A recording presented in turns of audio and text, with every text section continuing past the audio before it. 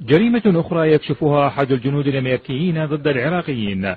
لكن هذه المرة كانت أكثر ألما وجرما، بعد أن اعترف الرقيب في الجيش الأمريكي ديلار جونسون بقتله أكثر من 2746 عراقيا خلال 5 سنوات قضاها أثناء خدمته في العراق بين الأعوام 2005 و2010.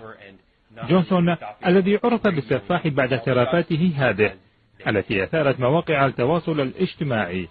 كشف بنفسه عن هذه الدموية من خلال التحدث بدم بارد عن جرائمه ضد العراقيين عبر لقاء متلفز مع قناة فوكس نيوز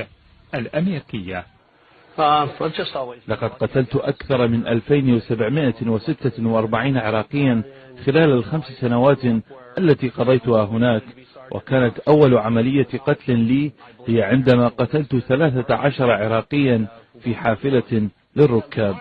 هذا الجندي السفاح وبكل أريحية قال أنه منذ قدومه للعراق لم يكن يمر يوما واحد من دون أن يقتل عراقيا أو 2. ليس هذا فحسب، بل قام بإثبات جريمته عبر تأليفه كتابا بعنوان كارنيفور، وقال فيه أن أول عملية قتل له كانت عندما أقدم على قتل 13 عراقيا في حافلة ركاب عن طريق دهسهم بمدرعته بالقرب من مدينة السماوة جنوب العراق، مؤكدا أن شعوره بعد قتل العراقيين أفضل من شعوره بعد قتل الغزلان عندما كان عمره 13 سنة. شعوري بعد قتل العراقيين أفضل من شعوري بعد قتل